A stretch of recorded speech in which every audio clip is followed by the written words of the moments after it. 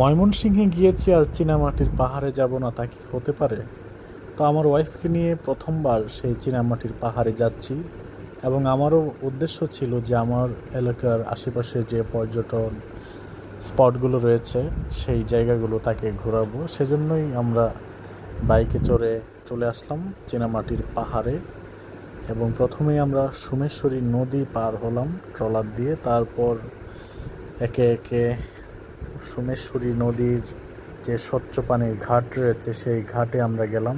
এখানে দেখি যে অনেক ইন্ডিয়ান পণ্য বিক্রি হচ্ছে, সেই দোকানগুলোর পাশ ঘেঁষে আমরা যেতে লাগলাম এবং কিছু জিনিসপত্র আমরা দেখলাম কেনাকাটা করার লক্ষ্যে।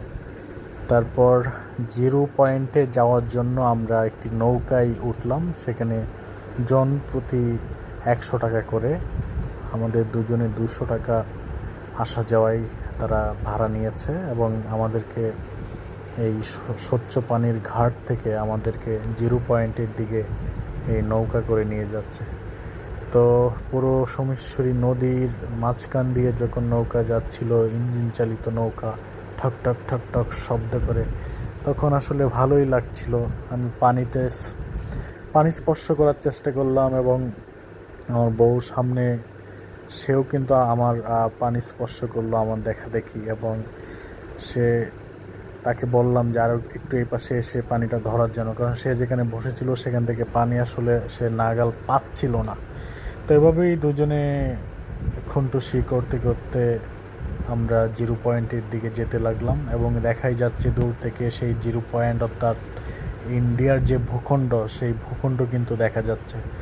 আর আপনারা জানেন এই চীনামাটির পাহাড় এবং এই সোমেশ্বরী নদীর পাশ ঘেঁষে কিন্তু সীমান্ত এলাকা এবং আমরা বিজিবির ক্যাম্পগুলো দেখতে পাচ্ছিলাম। তারপরে বিএসএসের ক্যাম্পগুলো আমরা দেখছিলাম, সেগুলো দেখে দেখে এবং আমরা যাচ্ছিলাম এবং একটা সময় সেখান থেকে ঘুরে আমরা আবার ফিরে আসছি।